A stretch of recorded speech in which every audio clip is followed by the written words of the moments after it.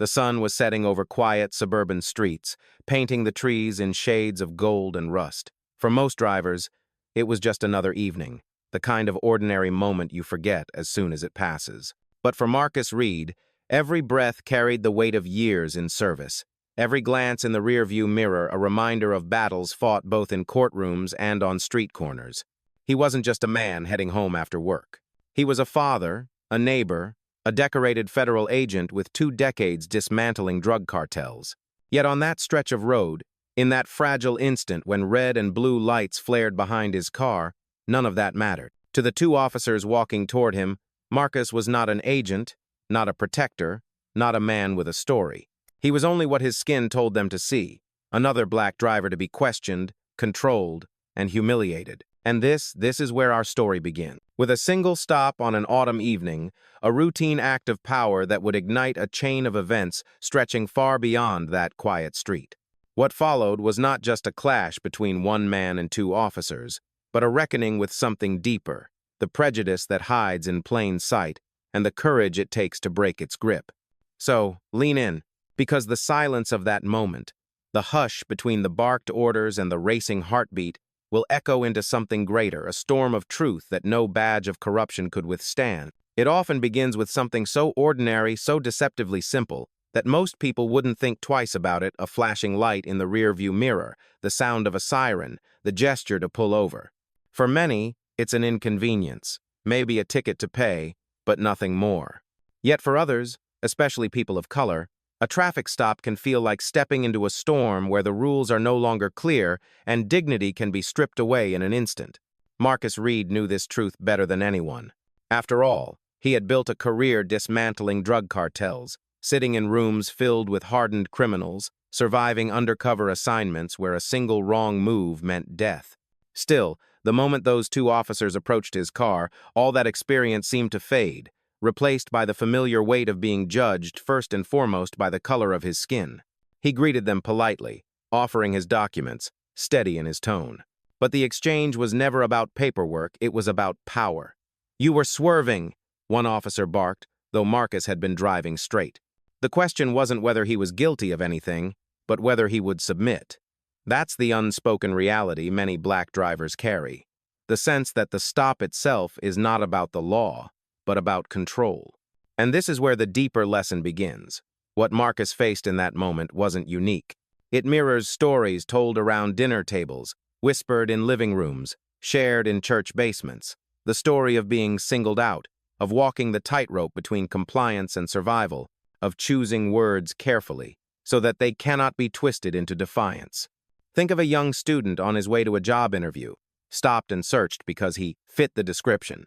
Or a mother driving her children home, forced to step out of the car while little eyes watch her be treated like a suspect. These are not isolated events. They form a pattern that stretches across communities and generations. And when we look at them side by side, the truth becomes impossible to deny. The lesson here is not just about Marcus, or about this one autumn evening. It is about recognizing how ordinary moments can reveal extraordinary injustices. It is about understanding that silence in the face of humiliation is not weakness, but sometimes the only shield a person has. And it is about asking ourselves, what does it mean when routine becomes ritual, when simple traffic stops become rehearsed acts of intimidation? That question lingered in Marcus's heart as he pressed his palms to the hood of his car, the metal cold against his skin, the voices of the officers sharp in his ears. He felt the gaze of strangers across the street, a woman lifting her phone to record, witnesses who might one day matter. And in that tension between humiliation and hope, between silence and survival, he prepared himself for what was to come. Because this was only the beginning, the first step in a story that would soon move far beyond the roadside, into a battle for truth, justice, and the unraveling of a system that had hidden in plain sight for far too long. There is a moment in every unjust encounter when dignity collides with authority. For Marcus, that moment came when the officer's voice sharpened, leaving no space for debate. "Hands on the hood," he commanded, the kind of order that stripped away humanity and reduced a man to posture and compliance. Marcus obeyed, not because he was guilty of anything, but because he understood the unwritten rule. Survival often means swallowing pride. As his palms pressed against the cool metal, He remembered stories his father had told him, warnings passed down like family heirlooms. "Son," his father had said, "you'll work twice as hard for half the recognition. And when the lights flash behind you, you answer with, 'Yes, sir,' and 'No, sir.' Not because they deserve it, but because your life might." That wisdom echoed in his chest. He wasn't just an agent, a professional, or a man in a crisp white shirt. He was part of a lineage of black men who had learned to measure each word, each breath, each movement in front of authority. Think of the countless stories we've heard. Young boys rehearsing with their mothers how to keep their hands visible, fathers teaching their sons where to place their license before driving so no sudden movement can be mistaken. These lessons are survival manuals in communities where trust in law enforcement has been fractured by years of profiling and discrimination. In that moment, Marcus carried all of that history with him. Yet, as humiliating as the posture was, something inside him refused to bend completely. He kept his voice steady, his eyes calm, his demeanor professional. That composure itself became an act of quiet resistance, a refusal to let prejudice define him. And as he felt the officer's rough hands searching his pockets with unnecessary force, he also felt the eyes of witnesses gathering across the street. A woman paused with her dog, her phone lifted. Two teenagers whispered, recording on their devices. Every second, every movement was being documented. Marcus thought, witnesses matter. It was a truth he'd learned. Through years of investigations, stories can be twisted, but evidence speaks. Here lies the lesson. Injustice thrives in silence and shadows, but loses power under light. Each witness, each phone raised, became part of a chorus that could no longer be ignored. And though Marcus said nothing, his silence held weight, his stillness carried defiance. It was not the silence of fear, but of calculation waiting for the right moment, knowing that the truth has its own rhythm. As the bag of cocaine suddenly appeared in the officer's hand, Marcus's stomach clenched. He knew it wasn't his. He knew the narrative was being rewritten in real time. Yet he also knew something else. This act of corruption was too smooth, too practiced. They had done this before, and they would do it again unless someone stopped them. And so, while the crowd saw a man humiliated, Marcus felt the seeds of resistance being planted. Sometimes the darkest humiliation becomes the spark for the brightest fight. That spark would carry him far beyond this roadside, into a battle not just for himself, but for every voice silenced by intimidation. And with that realization, the stage was set for the first twist in this unfolding story. Every life has turning points, moments when the weight of silence becomes unbearable, when truth must be revealed. For Marcus, that turning point came with the pressure of a hand on his back, the gleam of a plastic evidence bag, and the hum of murmuring witnesses. He could have kept quiet, endured the humiliation, allowed the story to play out as countless others had before. But he was not just another target. He was a man with a badge, one that symbolized decades of service, discipline, and sacrifice. With a subtle movement, he pulled his shirt aside, letting the silver badge catch the dying sunlight. "Special Agent Marcus Reed, Drug Enforcement Administration," he announced, his voice steady but loud enough for the gathering crowd. Silence fell like a curtain. The officer's grip loosened. The arrogance drained from his face. His partner stumbled backward, pale and shaken. In an instant, the balance of power shifted. But here's the truth. Corruption rarely collapses quietly. Just as the crowd began to murmur, another presence arrived, Lieutenant Denton, his steps slow, his tone calm, but his eyes sharp with calculation. Denton represented something larger than two corrupt officers. He was the system embodied, charming on the surface, ruthless underneath. "Agent Reed," Denton said smoothly, "I'm sure this is just a misunderstanding. Let's not make it bigger than it needs to be." The words carried the weight of a threat disguised as courtesy. How many others had heard the same phrases? "Don't push this. Best to forget. For your own good." It was a tactic designed not just to silence individuals, but to protect the machinery of prejudice that had been running for years. Marcus stood tall, his wrists still aching from the cuffs, his pride bruised, but his will unbroken.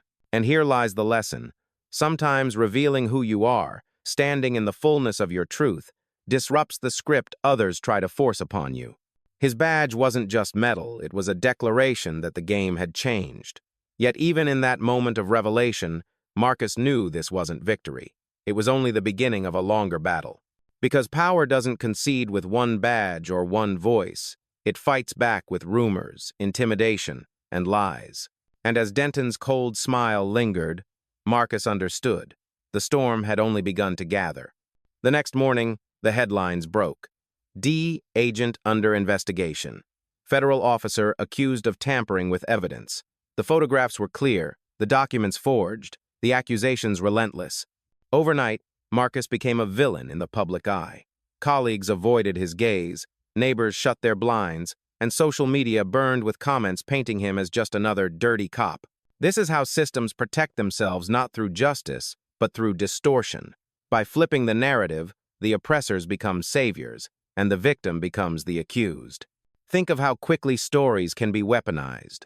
A photo out of context, a signature forged, a whisper repeated until it becomes fact. Marcus knew the tactic well. He had seen cartels use it to discredit rivals, politicians to silence critics. Now it was aimed at him.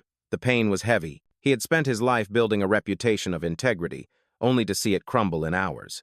He sat alone in his kitchen, the badge he had surrendered lying on the table like a relic of another life. But amid the darkness, a letter arrived. It was from Tyrone, a young man serving time on drug charges after a suspicious arrest. "We see corrupt cops all the time," Tyrone wrote. "But you tried to help. That means something. Don't give up." Those words pierced through despair. They reminded Marcus that the fight was bigger than himself. It was about every young man like Tyrone, every mother waiting for justice, every family crushed under false accusations. The smear campaign was designed to isolate him. But the truth of community is this.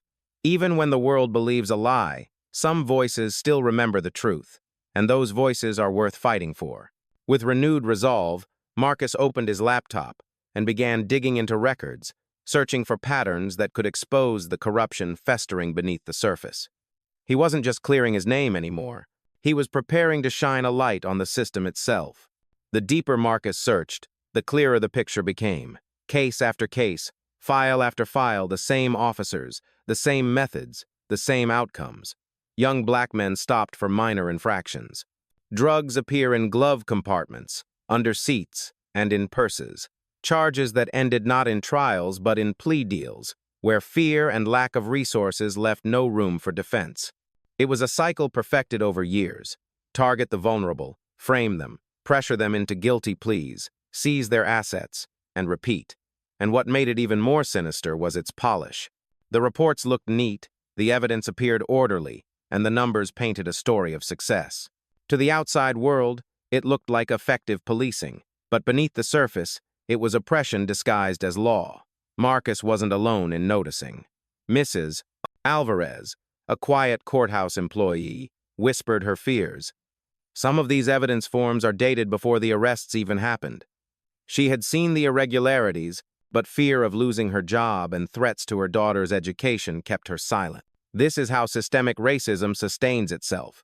Through fear, through manipulation, through silencing those who notice. Marcus documented everything, creating timelines, charts, and maps of arrests clustered in certain neighborhoods. It became undeniable. This wasn't a coincidence, it was design. And the lesson was clear. Patterns tell the story. One case can be dismissed, two can be overlooked, but dozens? They reveal the truth. As he pinned photos and files to his board, Marcus felt the weight of each name, each life altered by lies. These weren't just statistics. They were sons, daughters, students, workers, dreams cut short by corruption. The injustice was too vast to ignore, and with every file he uncovered, Marcus's determination hardened. He would not just defend himself, he would defend them all. One by one, Marcus visited the families. Gloria Jackson, whose son Tyrone had been headed to a job interview the morning he was arrested. Mrs. Martinez, who showed him photos of her son volunteering at a youth center, is now serving 8 years for charges she swore were fabricated. The Williams family, whose daughter Tracy was pulled over after basketball practice, only to have drugs discovered in her purse. Each home told a story. Each story revealed a wound. Parents spoke with voices cracked from years of grief. Siblings clutched photographs, and children asked questions too heavy for their age. These families weren't just fighting court cases, they were fighting shame, stigma, and the erosion of trust in the very institutions meant to protect them. And yet, amid the pain, there was resilience. Mothers kept their children's rooms intact, and fathers saved every report and newspaper clipping, determined to one day prove their innocence. Hope lingered like a stubborn flame. Marcus listened, took notes, and offered quiet assurances. He knew he couldn't promise victory, but he could promise this: their voices would not be silenced. The lesson here is profound. Injustice isolates, but community heals. When families share their stories, when they realize they are not alone, their pain becomes power. Marcus left each home with more than evidence he left, with a sense of purpose sharpened by their trust. And with every handshake, every tearful hug, he felt the weight of responsibility. This fight was no longer about clearing his record. It was about rewriting theirs. Marcus knew he needed more than files and stories, he needed allies. That's when he turned to Leah Johnson, a civil rights attorney known for taking on impossible cases. At first, Leah was skeptical. Corrupt cops? That's nothing new, she said, flipping through his files. But what makes this different? Marcus leaned forward. Because I'm their latest target, and I'm not going away. Leah studied him, weighed the risks, and finally nodded. All right, she said, let's go to war. Together, they built a strategy. Families would share their stories publicly. Evidence would be presented in a way that no one could ignore. They chose the church a place of refuge and history, where truth could echo against stained glass and worn pews. But as plans formed, so did the threats. Anonymous messages arrived.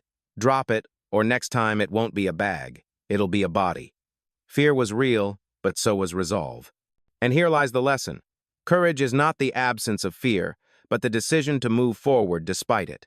Marcus and Leah pressed on, fueled not by certainty of victory, but by conviction of necessity. And with each step, they knew the stakes were rising. The night of the church gathering, the air buzzed with tension. Families filled the pews, reporters lined the back, and the hum of whispered prayers filled the space. One by one, parents stepped to the podium, sharing stories of stops, searches, and stolen futures. Tears flowed, but so did determination. When Leah spoke, her voice carried fire. These are not isolated incidents. This is a pattern of corruption that destroys lives.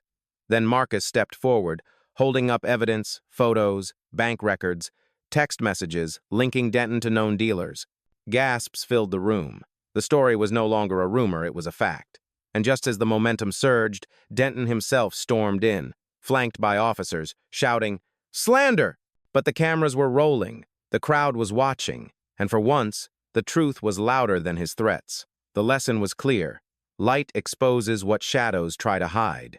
And in that church, with community and cameras bearing witness, Denton's mask began to crack. Exposing corruption wasn't enough, it had to be proven. That's why the sting operation was set. FBI agents, undercover operatives, and hidden microphones all converged on a warehouse where Denton planned to exchange seized drugs for cash. Marcus watched from the surveillance van, his pulse steady, his resolve unshaken. When Denton reached for the money, the command came: execute. Doors crashed open, lights flooded in, and chaos erupted. Denton tried to run, but Marcus was there, driving him face first onto the hood of his own SUV. "You're under arrest," Marcus said, voice calm, hands steady. In that moment, years of arrogance collapsed into panic.